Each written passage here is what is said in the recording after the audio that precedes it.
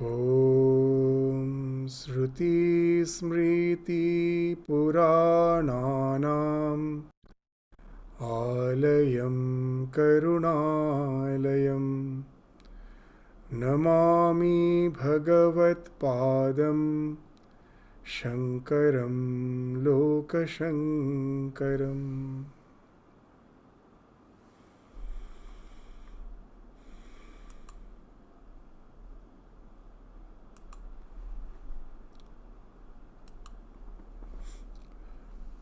So in the last class, we ended our discussion on Vivekachudamani by studying that 202nd verse, where we found that the perfect knowledge according to the Shrutis consists in the realization of the identity of the individual soul and the Brahman, Atman, Brahman. So that the verse speaks of that. This Brahmatma Aikwatva Vijnanam. This is the knowledge of the identity of the Brahma and the Atma. That is Samyak Jnanam. That is the perfect knowledge. That's what the Shruti says. Shrute Matam. Brahmatma Aikwatya Vijnanam Samyak Jnanam Shrute Matam.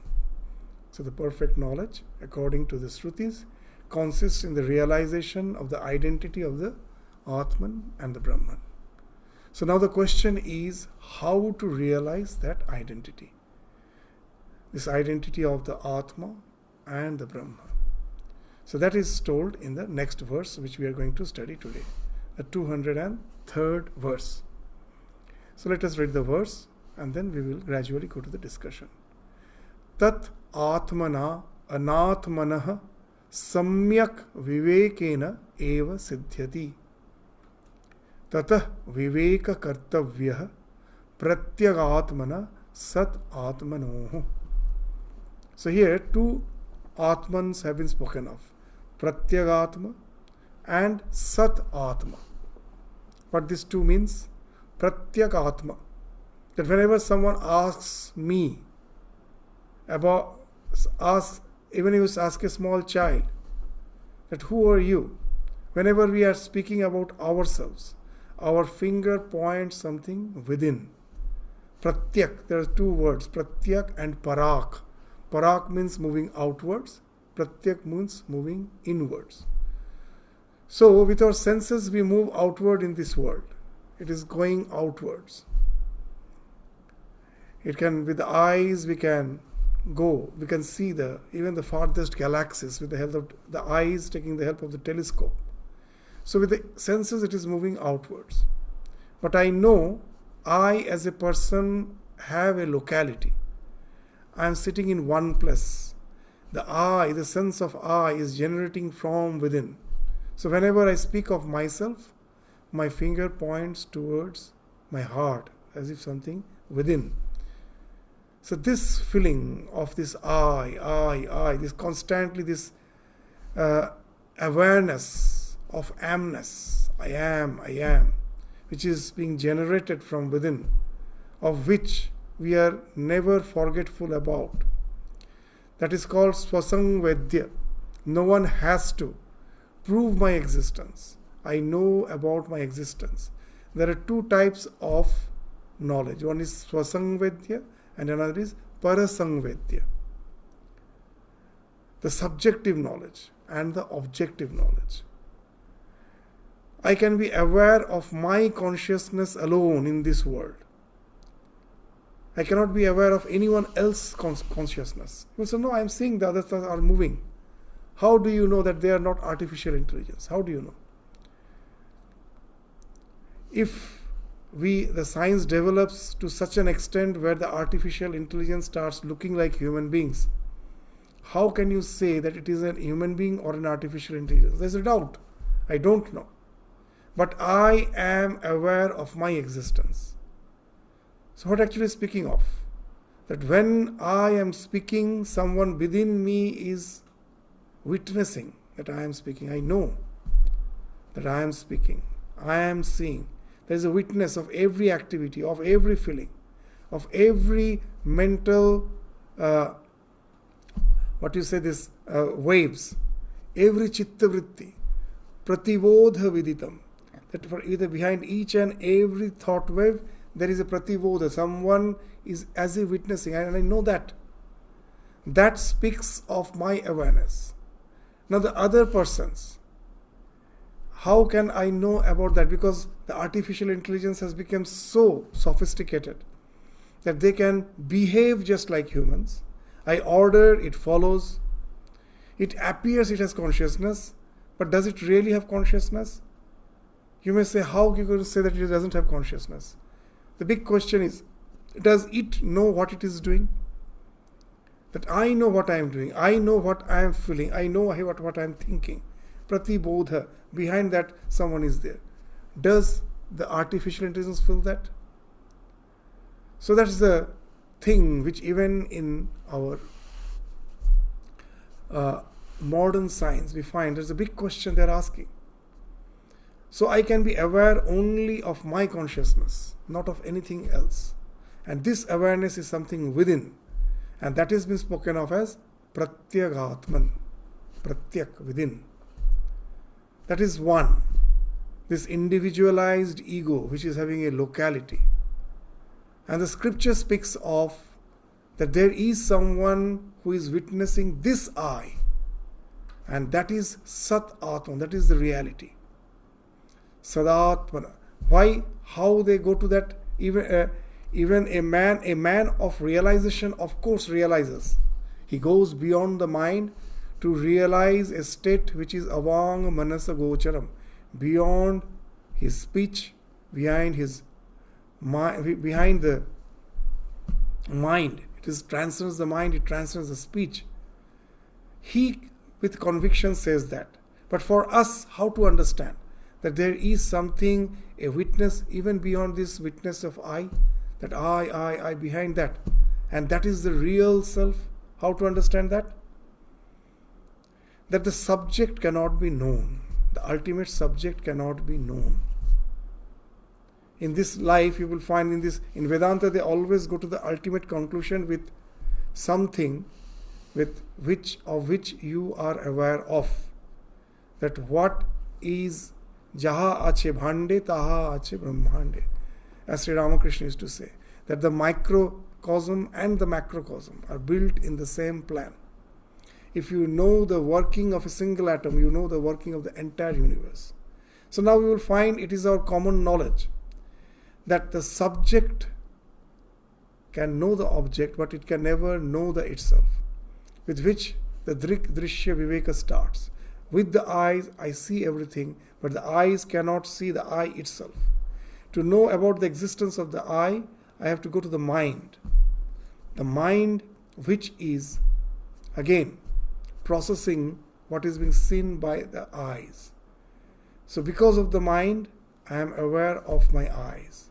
And again, I am aware of my thoughts. That presupposes that there is someone that as I am aware of the thought, who is aware? I. So that I is the witness of the thoughts. But am I not aware of my I also? I know that I am observing my thoughts. Then that I is also being observed. If it is being observed, then it cannot be the eternal subject. The ultimate subject can never be known. So there is a sakshi, witness, behind which can never be known, which is always witnessing the I of which I am aware of. So through this analysis, Sravana Manana, with this analysis of, I can understand, though I have not realized, that Swamiji says the ultimate realization transcends reason, but it never contradicts reason. You have to go through the reason, at last it transcends the reason, but it never contradicts the reason. So with the reason I can understand that there must be something behind the I of which I am never aware, but it is there as the sakshi. That's why I am aware of the amness which I have. So that ultimate sakshi is the supreme self which is never known. So that is been spoken of this in the scripture. This through analysis, you go beyond all this thing, which ultimately all this thing which is the Pratyak Atman is actually anatman. They are not the self. Only the satya atman is the self. So what this thing is, this verse is saying, tat atmana anatmana, that samyak, that to differentiate between the atma and the anatma, that is the ultimate knowledge. Samyak vivekena eva siddhyat. How is it possible? Through viveka, by constant discrimination. That's what the entire Vivekachudamani is doing. That we have various layers of identification with the not self, with the non-self, which we take as self. And that's the 5 sheaths, the Annamaya Kosha, the Pranamaya Kosha, the Manomaya Kosha, the Vijnanamaya Kosha. And next, after Vijnanamaya Kosha, the last Kosha, that will come to the discussion after the discussion on the Vijnanamaya Kosha is over. So these 5 Koshas, we are constantly falsely identifying ourselves with them. The Viveka speaks of this discriminating, that it cannot be, as they are all sin. They are all drishyamana. They are all sin. I am aware of my amness, of my eye, that I see. Am I not aware of that? So they are all visible. The things which are visible are all objects. So they cannot be the Atma. The real Atman is behind that. So this discrimination ultimately will help us to go beyond this domain of this phenomenal existence, to get established in the real self, that is the Sadatmana, that has been spoken of here. So what's this Viveka speaks of? This verse, that we must strive for the discrimination between the individual self, individual soul, and the eternal self. This individual soul is the Pratyagatma, and the eternal self is the Satyatmana. So wherever the word Satya is there, in Sanskrit we should know the exact definition of that word. Then the ideas become clear. Sat Atmana. The word Sat in Sanskrit means reality. What is the reality? The thing whose existence is never annihilated in any phase of time, past, present, future. It was, it is, it will be. So that's the self, because of which I am aware of this localized individual consciousness, which is called Pratyagatman. That when I turn my finger and say I am aware of that amness. That is the Pratyagatman. And Sad Atmana is something which is witnessing that. I can never know that. If I know that, that becomes a subject. But through inference, I can go to that conclusion that there must be some who is observing this amness too.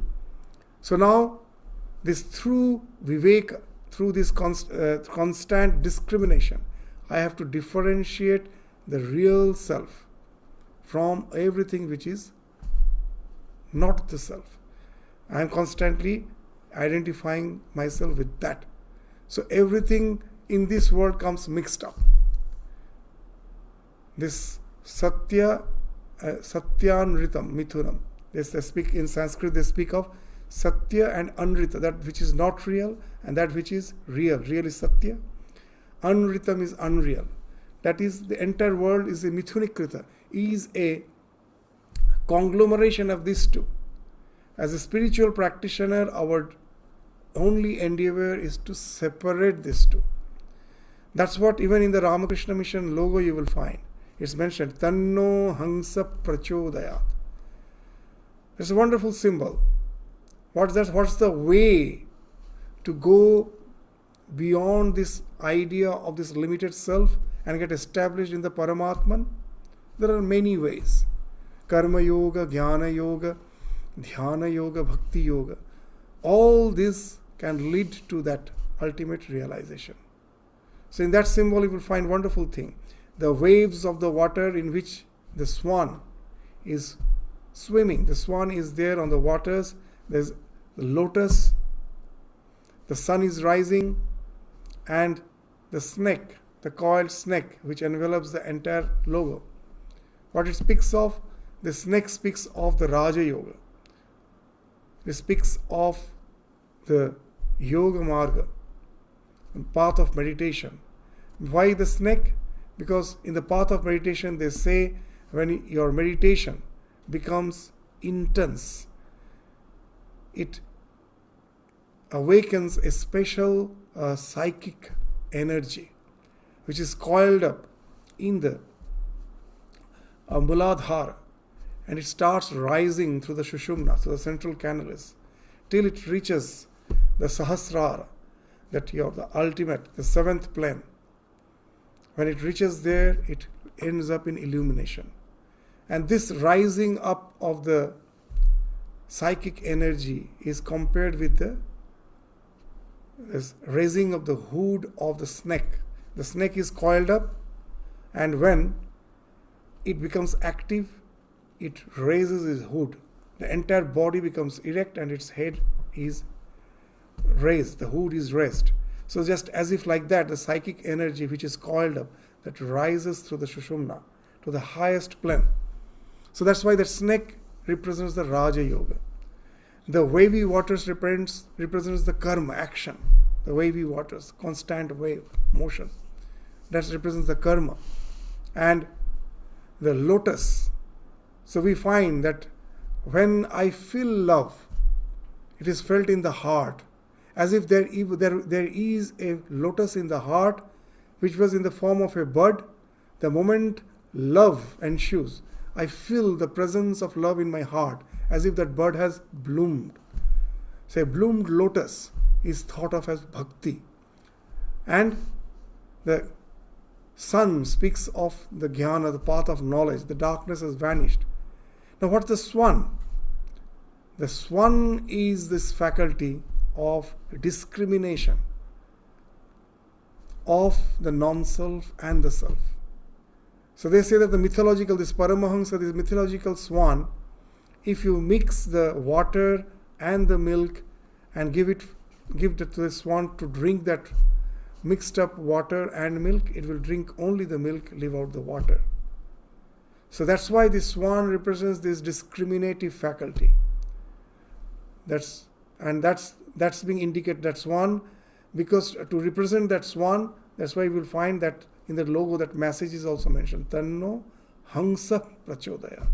Tatna. That you may attain that Hangsa. That's this, through this discriminative faculty, at last you attain the Atman, which is beyond this Anatman. So that's the idea we find is a basic spiritual endeavor, whatever may be the path followed. And that's being indicated here, to this separating, this discrimination of the Anatman from the Atman. So as we told, here this Pratyeka Atman means the individual sense, from which the sense of I, the ego, is generating. And as we have already read, the Vijnanamaya Koshas, one of the faculty is this I, the ego. It gives a determinative knowledge, a definite knowledge, Nishchayatmika Buddhi, and that Nishchayatma Buddhi is again linked to the ego, the I. I know this, I know that, I decide this. I know that I am seeing this, that whatever I am seeing, perceiving, at last there has to be a knowledge, a very definite knowledge, conclusive knowledge. And that knowledge is generated from the sense of I, the ego. So this ego is a part of that Vijnana that we have already studied. So this Pratyeka Atman, the sense of I, is actually the individual self from where the sense of I is generating. And what is the Sadatmana? The witness of that I. I can never know that, but there must be, as we were saying, that through analysis, through a logical analysis, we have to go to a subject which is not known. If you know the subject, it becomes an object, for which everything which we perceive is an object. The ultimate thing which we perceive is the I, the sense of ego. That's the ultimate thing. So that must be the object of that eternal subject, which has been told as the Sadatmana.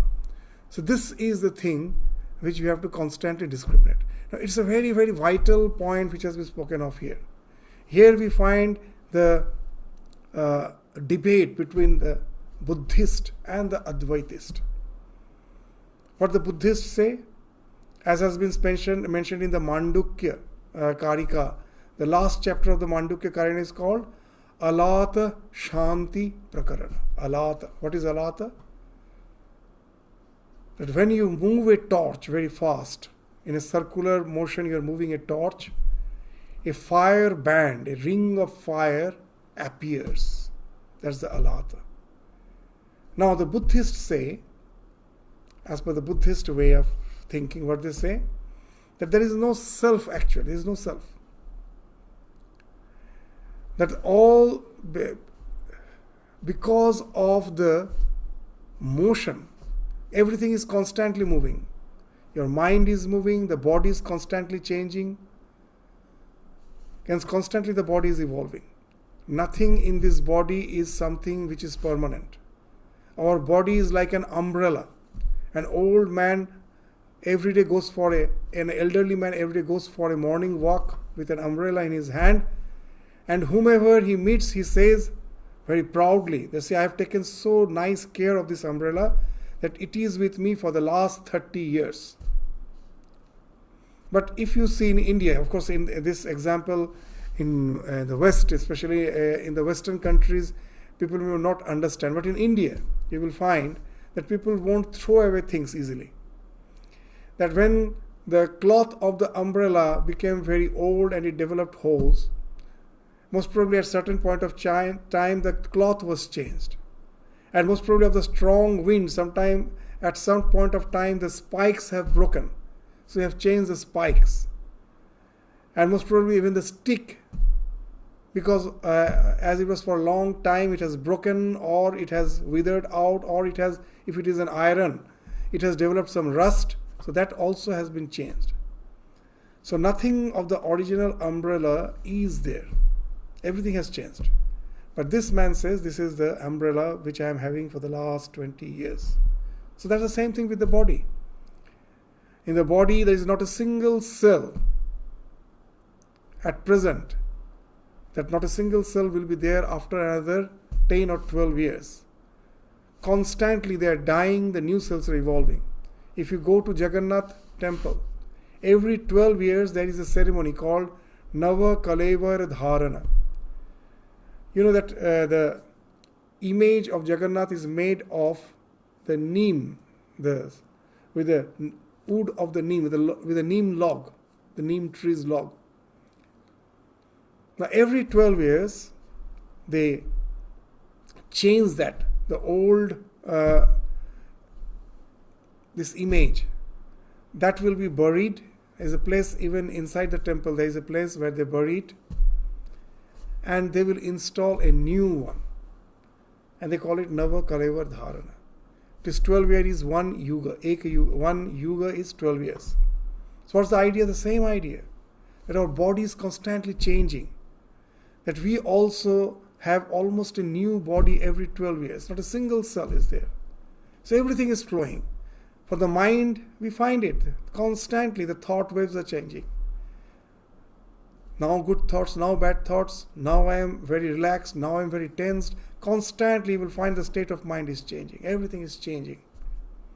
In Buddhism they say that just when you are moving a torch, a ring of fire appears. It is not there. We feel as if there is a ring of fire because of the fast. So in the Buddhism they say this alata, this band of fire, is a delusion. There is no self. Because of the motion of all these things which are not the self, we get a delusion of something which is called the self. A very strong argument. Very strong argument. But in Mandukya Karika, we will find very intelligently they have dealt with it. And that's what in Swami Vivekananda, in one sentence, he is speaking of that conclusion. That yes, it's true. What they say is true. That because of this flow, everything is changing, something is appearing as unchanging.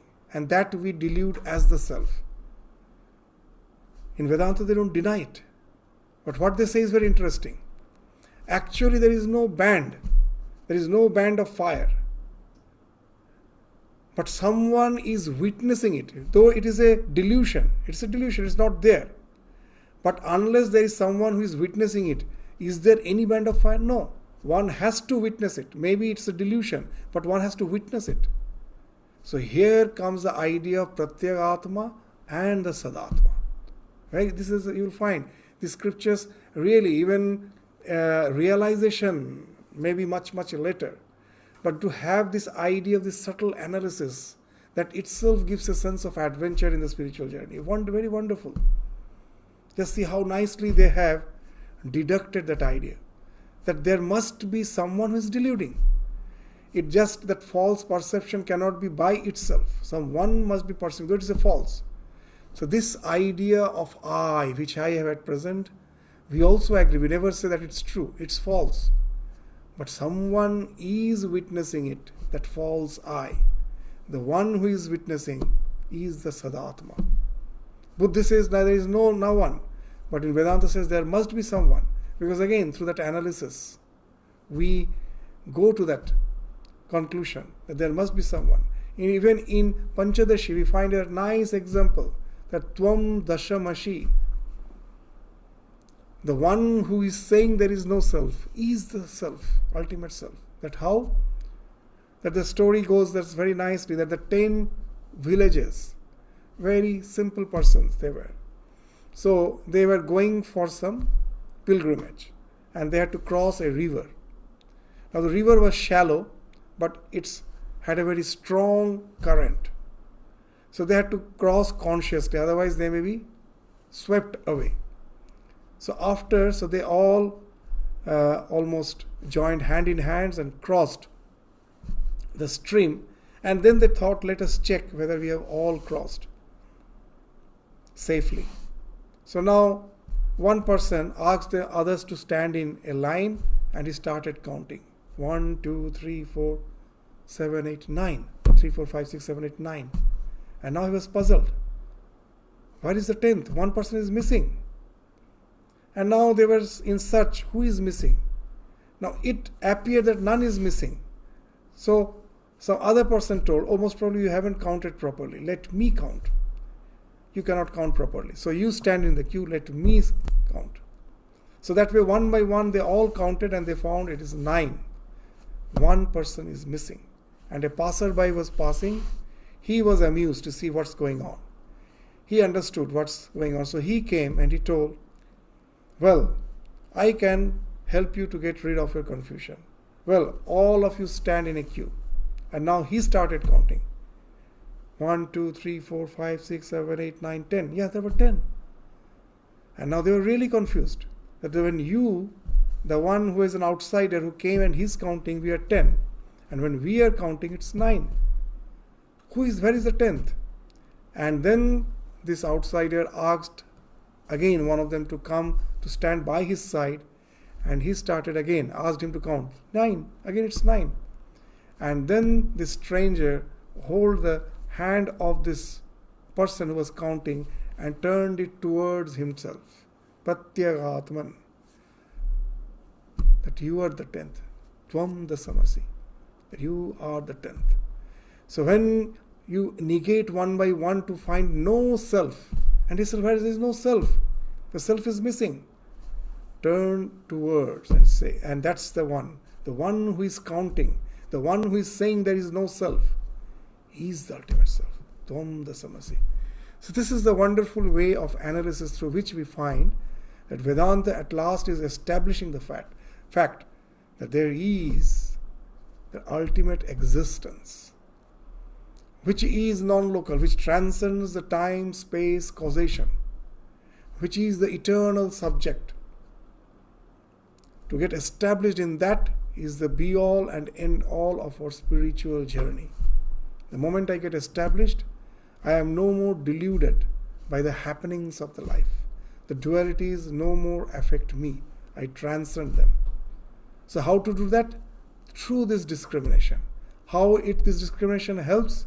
By the discrimination of Sadatmana and the Sat-Atmana and the Pratyagatmana. This how it helps, that we will come again in the next verse. But this idea we will find even in the Upanishads very nicely described. That even in the Mundaka Upanishad, this idea of Pratyagatman and the Sadatman has been described with the imagery of two birds in the Mundaka Upanishad.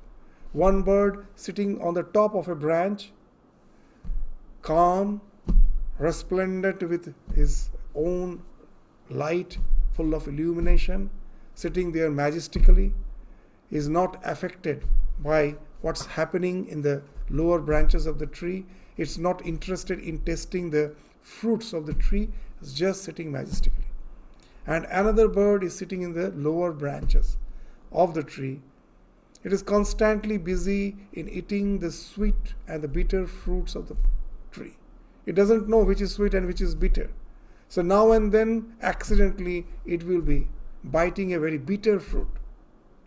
And then it suffers. And when it suffers, it looks up and looks at that resplendent bird sitting there without tasting any fruit. Just he is established in his own glory and eternally witnessing what's going on in the lower branches. Seeing that bird, he feels attracted.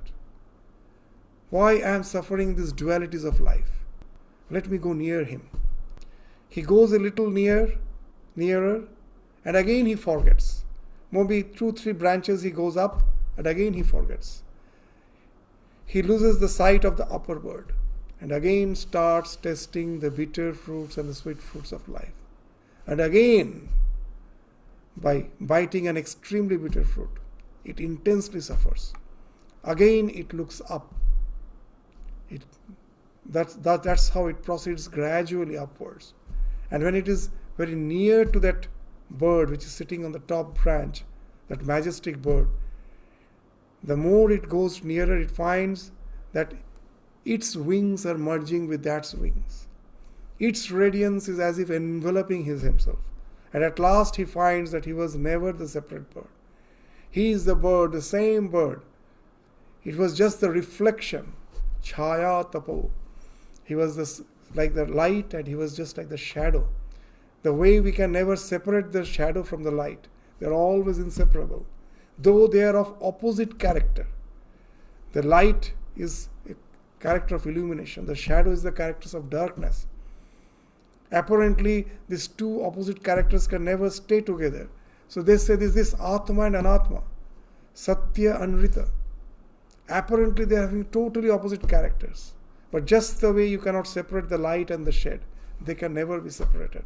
As long as we are in delusion, they are there. This sense that there is a self which I cannot realize. I am in darkness, but there must be something which is beyond this darkness. This Satya Anrita Mithuna. By consciously, deliberately, constantly trying to separate this, by asserting to the fact that I am the ultimate reality, I am Brahman, Aham Brahmasmi, I am not this body-mind complex, as has been very nicely depicted in the Nirvana Shatakam by Shankaracharya. This Mano Buddhi Ahankara Chittani Naham. This constant vichara that I am not this man, not this buddhi, not the ahankara. Chidananda Rupa, Shivoham Shivoham. I am that.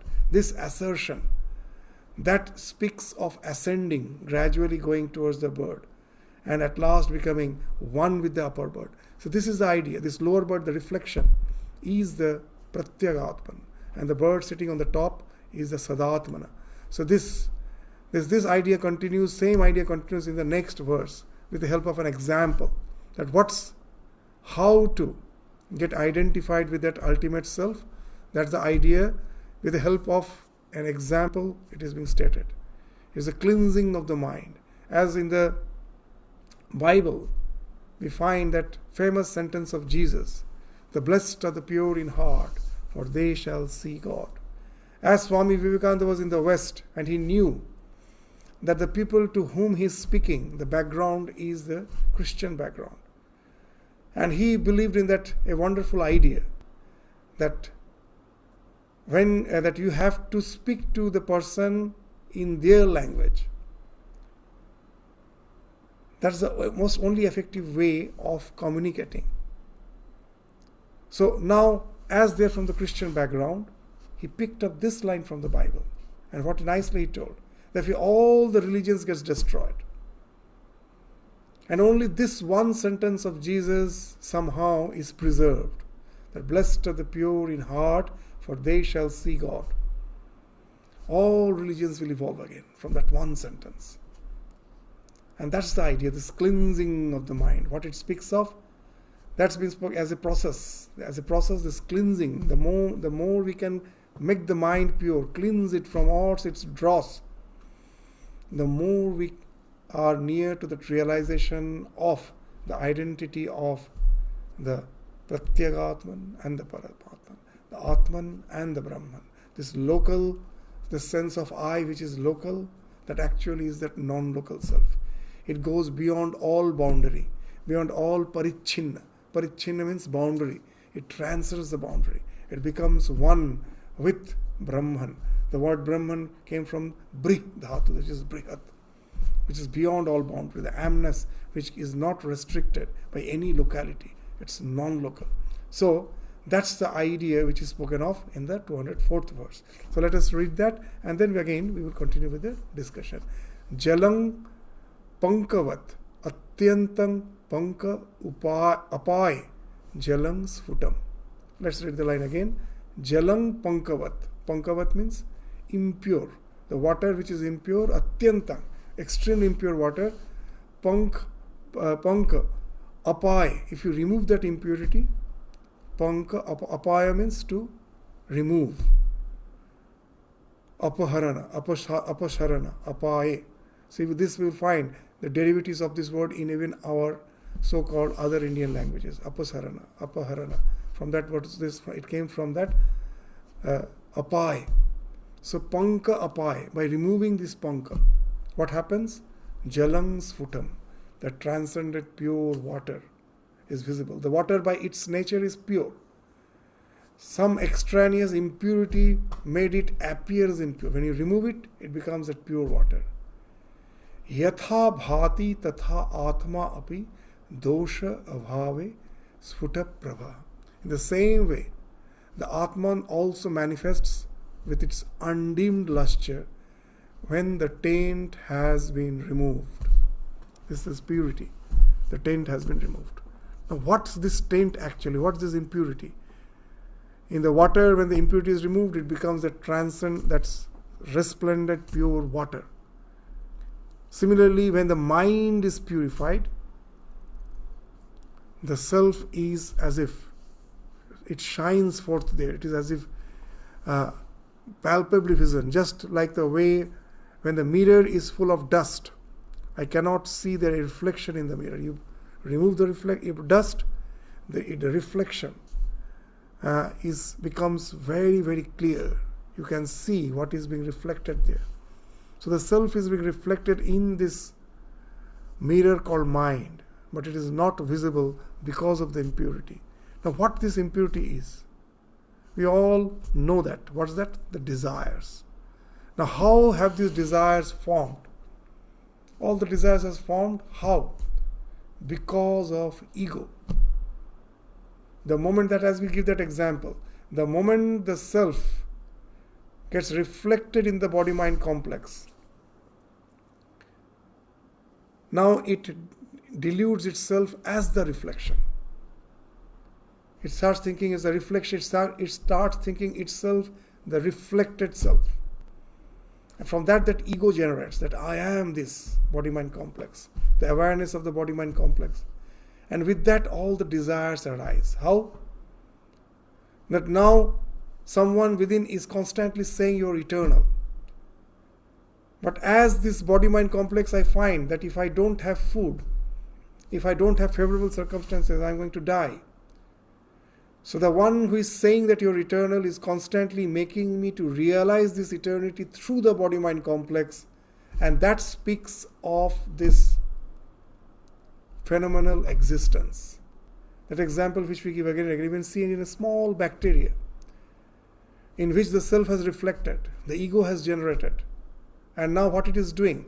In the petri dish where all these microbes are moving randomly, You give a drop of nutrient in the center, and now you look through the microscope, you find all these randomly moving microbes have gathered direction. They're all moving towards it. And instead, if in place of nutrient you give some toxin, it will run away from it. So the moment we get identified with this body-mind complex, this Pratyagatma, this ego develops, from that the desires come. Desire to enjoy the eternity in this body-mind complex. That speaks of all attachments and obsessions. Anything which is favorable for my existence, I get obsessedly attached to it. Otherwise, if it is not, I develop a fight and flight response. Dvesha, abhinivesha, run away from it. And this speaks of, and these are never forgotten. Once I get drawn towards something, that creates as if an impression in the mind is stored there as vasana. Anything which I am afraid of, that also is stored off as vasana. Anything which I am hating, that also is stored as vasana. You will find all hatred, all the things which I hate, all the things which I am afraid of. At last, if you analyze, you will find it has to do with the attachment with this body. Anything which results in this disintegration. Abhisnaya speaks of the fear of death, the wish of living, the intense desire to continue with this life, the fear of death, that is abhisnaya. This all is actually linked with the idea that I somehow have deluded myself with this body-mind complex, and the self which is echoing that you are eternal, to realize that eternity through the body-mind complex. This quest actually results in the evolution of this so-called biological life. And that's the idea which we find here. What's the impurities? Now such innumerable such desires have formed in our mind. And in the modern psychology, they say it mental modules. Each stimuli response conditioning, that for nutrient I am drawn towards. That's a particular mental module. For a toxin I am running away. That's another particular mental module. Such innumerable mental modules have formed. And that speaks of the panka. These all are there. These are the impurities that never will allow me to realize my real self. This is the panka which has developed. Now, how to get rid of this panka, this impurity? Now, all these, as we give this example again and again, all these mental modules, various vasanas, they're all linked to that ego. Whatever I like, whatever I dislike, whatever I'm afraid of, everything is hooked to the ego. So this limited personality is just like the will, where these innumerable mental modules are the spikes, and the hub of the will is the ego. So how to cleanse the mind? To get rid of the hub. How? By developing a new mental module, which constantly speaks of the contemplation of the self, in the form of developing a brahmakara vritti. That you are constantly negating the idea that I am this individual self. I am Brahman, I am not this limited self. Aham Brahmasmi. So this speaks of the brahmakara vritti which I am developing. What it will do? It will get rid of the hub. So you have used the hub, the ego, to create a mental module, a new mental module, which speaks of this constant contemplation that I am Brahman, I am Brahman. Who is Brahman? Here when I am saying I am Brahman, this I is after all the limited I. It's not the ultimate I. But this new mental module is doing one thing. What it is doing? It is hammering on though it has came out from this I, it is now hammering that I. It's just like Kalidasa sitting on the branch of a tree, it is cutting the same branch of the tree. That's what it is doing. And then what at last it happens? At last, when this ego is annihilated, all the mental modules, they will disintegrate. Along with this designed mental module. This brahmakara vritti, this mental module, this also will dissolve, because after all that also is hooked with the I. That also will dissolve, that also will fall off. So that's why they say, that's even in Buddhism they say, that no one carries the raft on his shoulder after crossing the river. So this Brahmakara Vritti was the raft which you have used to cross the phenomenal existence. After you have crossed, has it any use? No. No one carries the raft on his shoulder after crossing it. So it's just left out. Even that also disintegrates. You will understand these all these ideas with these sayings of Swami Vivekananda, of Ramakrishna, as Swamiji used to say very nicely, that it's good to be born in a church, but it is horrible to die there. The same idea. Church means all these practices within which I have bound myself. With this, I have developed this module, but at last I have to transcend that. I have to go beyond that. If I haven't transcended that, this practice is of no use. So at last, the hub, the ego has to be annihilated, where all the modules, along with this module of Brahmakara Vritti, it all collapses. Shankaracharya gives a very nice example that how to cleanse the water, that in the olden days they used to use the camphor to purify the impure water. If you put camphor, the water, all the impurities are cleared with that camphor. And at last you will find the camphor itself is not there. It also has vanished. So Shankaracharya is giving this nice example that it's just like purifying the water with camphor. It first cleanses the dross and at last it itself vanishes, making the clear water resplendent. So that's the process of purification. That's being spoken of here. Now we will understand this verse very clearly. What it is saying? Jalang pankavat atyantam panka apai jalang sfutam. Thus the water becomes resplendent now. That nothing was being if something was beneath the water, it was not visible because of this all impurities. The self, which is beyond the mind, is not visible because of these impurities. When all these impurities are removed, the self becomes resplendent because of the transparent water. It says yatha bhati, the same way. In the same way, tatha atma api dosha abhave. When the mind's impurities are removed, it becomes futa prabha. When the ego collapses, when the mind collapses, all the modules collapses, then what happens? That again is spoken of in the next verse. We can understand with the help of another example that what will happen. That the example which we give again and again. The mind is like the prism. Our buddhi is like the prism. When it comes in association with this self, which is like the white light. Now from where is this buddhi have a separate existence? No. From the self, because of superimposition, first this buddhi has evolved. And then the self comes in associated with this projected buddhi to project the spectrum. The spectrum is nothing but the mental modules, which speaks of the mind. All the spectrums are the mental modules. The prism is the buddhi. The self is the white light. Now with the help of Brahmakara Vritti, when you get rid of the prism, what will happen?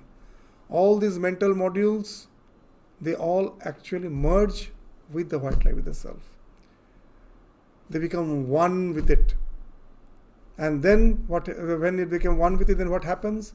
The idea of parichinnata, that I am this limited self. The ego has fallen off. When you go to that, realize the ego has also been diluted. Because the prism which speaks of the buddhi, that I is a part of that. The I has vanished. So what happens? The entire phenomenal existence merges with the Brahman, and even the local idea of this localized ego, which speaks of that prism, the buddhi, that also has fallen off, to at last make you one with the absolute self, which is that Sat Atman. This is the ultimate self. With that you become one, which speaks of that identity. That's being indicated again in the next verse. So with the help of this example, this prism, just as we try to understand the identity, when the prism collapses, the buddhi collapses, the ego collapses, the mind with all its modules, which speaks of the spectrum that goes and merges with the white light. So that's being spoken of in the 200. This merging of the Pratyagatman in Sadatman is described in the 205th verse. What it is saying? Asat nivritto tu sadatmana sfutam pratitihi etasya bhavet pratichah tatah nirasa karaniya eva sadatmana sadhu aham adi vastunah. So here the word sadhu means completely. So asat nivritta. When this asat is annihilated, nivritti is nivritti, then what happens? Tu sadatmana sphutang pratiti. Then you find only the sadatma alone was there. The majestic bird sitting on the top, that alone was there. The lower bird was just a reflection. So this, you find that the sat atmana sputang prati, that alone is the etasya bhavet praticha. So when the unreal ceases to exist, this very individual soul is definitely realized as the sadatmana, as the eternal self. So what's therefore we have to do? Therefore one must make it a point to completely, sadhu here means completely, remove things like ego. Means in our spiritual journey, when we think of renouncing, what we think of renouncing? Oh, I have the habit of having such and such food. I have the habit of such and such recreation. These are not good for my spiritual life. I renounce them. That renunciation is not the complete renunciation. The ultimate renunciation is the renunciation of the ego. The word sadhu is here used in the sense of complete. When you completely renounce from the gross things to the subtle ego, everything is renounced, then what happens? Then this self merges with that absolute. This localized self merges with that absolute. Tata nirasa karaniyeva sadatmana sadhuham adi vastuna. So this is the thing which is being spoken of. Very nicely Swami Vivekananda speaks of about this mergence. That what actually it is very difficult to understand with our limited idea, this limited idea of the self. Being in ignorance, to understand something beyond that is very difficult. But he gives a very nice allegory to somehow have an idea of a soul who is deluded and the soul who has gone beyond delusion. What he's saying? A soul who is deluded, one who is in ignorance, is like a circle which has a center, but which has whose circumference is infinite. Which has a circle, which has a center, but whose circumference is infinite. I cannot say that that is the circumference. Why? That with our senses, I can travel anywhere. There's no limit. Even if my eyes cannot see something beyond a particular star or a galaxy, with my mind, I can immediately imagine that there must be something beyond that. So, with your mind and with your senses, there is no limit. You can process. But can you get out of yourself? After all, you are sitting somewhere and you're projecting your mind. So that's why, as a so-called ordinary person, an unillumined person, my circumference, the paridhi, that is infinite. That circumference is infinite. But I have a center. I cannot jump out of it. But what's a realized soul? He is also a circle for whom the circumference also is infinite, but whose center is everywhere. That's what he is saying. That it has lost its locality. The moment the mind falls off, however it takes to that sense of existence which is transcends time, space, causation. Only when you come down from it, then only you can understand that it is something which cannot be described. As Sri Ramakrishna used to say, that I am trying my best to explain it to you, but my mother, the Divine Mother, is as if choking my voice, is throttling me, is not allowing to say, because it is something which cannot be spoken of. A very compound example, even Sri Ramakrishna is giving that what the choking of the voice means. A village girl who has been married and came back to his village with a child. The first child was born, and the other mates, the friends of the girls, the other girls who are yet to be married, who are yet to have children, they asked her, what is it, what's the feeling you have to become the mother? How do you feel? And she tried her best and told, I cannot explain. I cannot explain. Only one thing I can say. If you become the mother, you realize it. So it is something experienceable, but which something cannot be spoken of. So that's the realization of non-locality. with which you find this individual self has dissolved. That's the ultimate thing which has been spoken of in this verse. And with this, the discussion on the Vijnanamaya Kosha, that the Aham, which speaks of that Vijnanamaya Kosha, merging with the Absolute, the salt doll trying to measure the depth of the ocean. The moment it touches the ocean, it becomes one with the ocean. That's what Sri Ramakrishna is saying in the Gospel of Sri Ramakrishna. We find that's the idea, this merging of the ego with the Absolute, that has been described in the 205th verse. And after saying that, now it in conclusion. Now this discussion of the Vijnanamaya Kosha started from the 172nd verse. It was a quite long discussion till the 205th verse. It went on.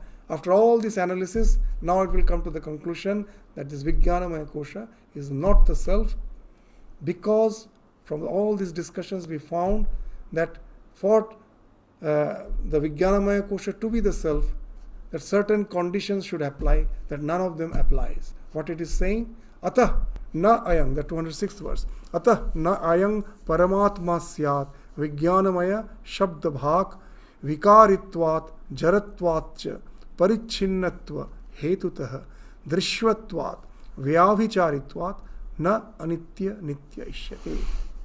So thus, this knowledge shit that has been spoken of, Vijnanamaya Shabda Bhak, with all this explanation, Shabda Bhak, with all this explanation, what we were speaking of as Vijnanamaya Kosha, this knowledge shit, that cannot be the Supreme Self. Atah na ayang paramatma syat. For the following reasons. What are the reasons? First is Vikaritvat, that we find that it is subject to change. What's the change? As we have already described in some previous verse, that this sense of aham is not the same when I am dreaming, when I am awake, when I am in deep sleep. Just to say, when I wake up, immediately I find that all the things I was doing in the dream self, don't I feel that, oh, it's all I was deluded, it's not the same me, it's a different me, as if that a new me was generated in the dream stream state. There must be some I which is again synthesizing all this I. But that I, do I ever feel identified with the self which I saw in the dream? I know it is I was dreaming, but the person in the dream, do I ever think that I am that same person? No, I know that is imaginary. Somehow the mind was dreaming. So you will find that the sense of I in the dream, in the wakeful state, and in the deep sleep state. In the deep sleep state, I feel I know nothing. The one who feels that I am a knowledgeable person, learned person, the same person in deep sleep, doesn't have any capacity. Sri Ramakrishna in the Gospel is saying, if someone, the king who thinks himself to be so powerful, who thinks himself to be the sovereign ruler of his kingdom with all his powers, he is helpless when he is sleeping. Someone comes and spits on him, he can do nothing. So that's the idea, that this I, that also is changing. That's why even in Buddhism you will find they speak of 5 flows. That the self is not in the body, the self is not in the mental formations, the self is not in the feelings. And this last they say the self is not in the consciousness. And now we may be confused. They are denying the consciousness. No, it is not the consciousness which is spoken of as Sadatmana. Even in Vedanta we feel that the consciousness of the Pratyekatmana do change. And the different states of our existence, the waking, the dream, in the deep sleep. And that's being spoken of as Vikara. That this Vijnanamaya Kosha is changing, Vikaritvat. And even you will find, if you take Nishchatmika is a Viddhi, that what I conclusively decide is the Buddhi. In life I find that what I thought to be truth today, it do change. That my way, my perspective, everything do change. So this is constantly, we will find this Buddhi is changing. So how can I take the Vijnanamaya Kosha to be the Atman? So it is Vikari, it is changing. It is insentient, it is Jaratvat. But as I am aware of the I, so someone must be there behind that I, illumining that I. So this speaks of its Jaratva, it is insentient. Just now we were describing. And then Parichinnatva, it is limited by the ego. as we say that the self is beyond this non-local, it is non-local. But as long as I am identified with the Vijnanamaya Kosha, I get identified with the body-mind complex, I am bound with this locality. That's what is parichinna. And it is an object of the senses. As we were saying, that this drishvatvat, I am aware of that amness, of my eye, I am aware. So it is something which is drishya, which is visible, which is seen. The seer can never be seen. So drishyatvat. And it is not constantly present. We know that with the spiritual realization that speaks of the collapse of the mind along with the buddhi to go to that realization. So it speaks of what? That it is not something which is going to stay ever always. It is not constantly present. That speaks of its vyavhicharitva. So that's why an unreal thing indeed cannot be taken as the real Atma. So it is unreal. So it cannot be taken as the Atman. So then from the 207th verse, the last kosha, the discussion on the Vijnanamaya, Anandamaya kosha, the blissful kosha will start to at last negate that too. So that at last we get the conviction of the self, and that gives us the motivation to get established in it. So that's the purpose of the Vivekachudamani. So that we will start discussing again in the next class. So with this, we stop our discussion today. Thank you all. Namaskars.